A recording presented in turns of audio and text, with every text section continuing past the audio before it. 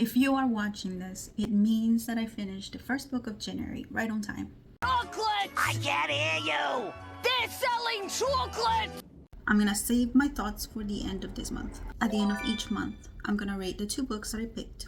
And the way that I'm gonna do this is by a 5-star rating. It's gonna be twice at the end of the year because I might change my mind. I am very strict. There is no half ratings. It's gonna be 1, 2, 3, 4, and 5 stars. I compare every book now to my favorite book.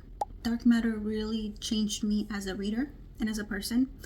It made me contemplate life. I guess I'm not so quick to assume that I'm not gonna like a certain genre. It changed my mind overall about the books that I pick. Sci-fi, like I never cared. I never thought that I would care about sci-fi books in my life, ever. I really thought, I was like, okay, so it's spaceships and aliens maybe. I apologize to anyone I offended just now. So yes, I'm going to compare everything I read to that book. And so if you know when to trust me or not, like if you trust and like that book as well, then now you know. I'm going to do this from least favorite to most favorite and what that means for me. From a 1 star, what is a 1 star? A 1 star means I have emotions of regret. Regret, I think, is one of the worst feelings a person can have. Anger is the one thing that I run away from. So if a book is making me feel angry, if it's causing such strong emotions out of me, but negative ones, yeah, I don't DNF books either. And so far, I don't have any 1-star rating. There's books that are very gruesome. There's books that are very gross and nasty, and they touch on subjects that are taboo. Even if it's a bad book, it doesn't mean that it's a badly written book. It doesn't mean that it wasted your time, and it does not mean that it's, it deserves a 1-star rating. It's just mainly not for you. So I want to be very clear on the fact that, like, just because I didn't like it and just because I don't think it's for me, it doesn't mean it's gonna get a 1-star rating. That's why I think it's gonna be so nearly impossible for me to give us a book a 1-star rating, because in my opinion, if you went through the trouble of putting a book together, you have to care at least a little bit, and like at least show me that you give a crap, even if it's like something really weird, or if you don't know how to use punctuation right, like that's fine. I don't either. Okay, I should probably take a grammar class and learn how to use my proper periods, quotations, and commas. You have to be really, really bad. Now for my 2-star rating, a 2-star is like, but I don't care. The opposite of love and hate is disassociation, it is neutrality, it is indifference. I feel nothing. Most of the books that I've been reading, they make me feel something. A 3-star rating. This one gets a little interesting. It doesn't mean that I hate it or anything. It just means like maybe it's not for me. I probably wouldn't recommend it to someone unless it was to like a very specific person that was into these very specific things and wanted this specific type of book. I just wouldn't read it again. Like that's for sure. Like I just don't.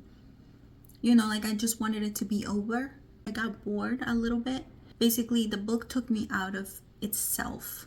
A 3-star would make me think about the way that it's written and wishing that it was a little bit different. From the other side of like the receiving end, if someone gave me this book, I would think they don't really like me or they don't really know me as a friend. Okay, so let me get cozy, comfy. Okay, I have a book in mind actually of a perfect 4-star rating. I would recommend it.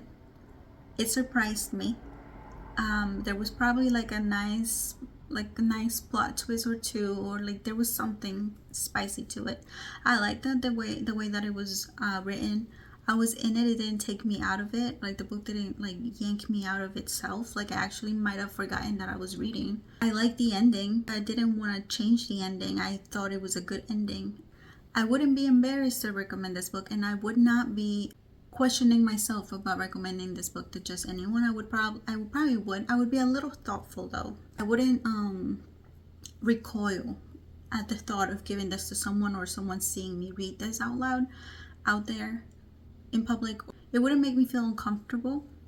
If someone knew what it was about, I would be like, yeah, I'm proud. And I guess, yeah, it's like a book that makes you proud of having it in your hands. The only reason why it wouldn't be higher than a 4-star, even though it was great, it's still missing that je ne sais quoi. Like, it's still missing that something, that little something. It's a something, okay?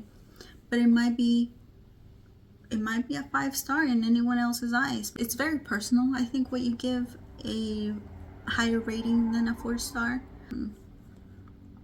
Anyways, so for my 5-star rating, I also know exactly what book I'm thinking about, and so do you. A 5-star rating for me is very, very clear. It makes me have this reaction. It makes me smile. A 5-star book makes me want to reread it. Like, there's no question if or but I'm gonna reread it. I am going to reread it, and I am looking forward to it, but I'm maybe savoring it or saving it. The only thing I regret is not taking my time with this. It's not like dissecting it, because now I got other things going on.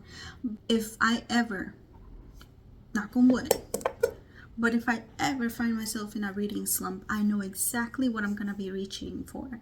I'm going to reread that book. So that's what a 5-star rating is to me. Not only that, but a 5-star rating would be part of my personality, like this book is to me right now. I would go out of my way to buy it for a friend, regardless of who they are. I would just gamble in the book, and if they don't like it, then it wouldn't hurt my feelings. Another thing with a 5-star read is I am inspired to make art from it. Even go out of my way to buy a physical copy, because I read from my e-reader. Makes me want to buy merch. I know it sounds weird, but like maybe a bookmark. Makes me want to invest in it further past the book that I've already invested in, basically, in my time. It could change, I could change my mind. I'm not set in my ways. But for right now, I allow this book to represent me. But for now, that is my 5-star rating. I hope that you like it. I hope that you like this. And I'm really, really happy to be starting Project Hail Mary. This is actually the only science fiction book that I read this year. I really didn't need any more. Like, I'm fed. This was so good. Dear God. I would like to know if you found a 6-star rating and what was that like, because I am really looking forward to the day that happens. Ever since I was little, I've always had to, like, everywhere I went, every school, every person I've ever met, they always make me say my actual name at least 3 to 4 times, and they want me to spell it every time, and I'm just like, you know what, just call me Gigi. But on the internet, I am Hugh Clouds because it means something, and I like it, and I will see you later. Peace. Peace. It's crazy, scary, spooky, hilarious, crazy, scary, spooky, hilarious.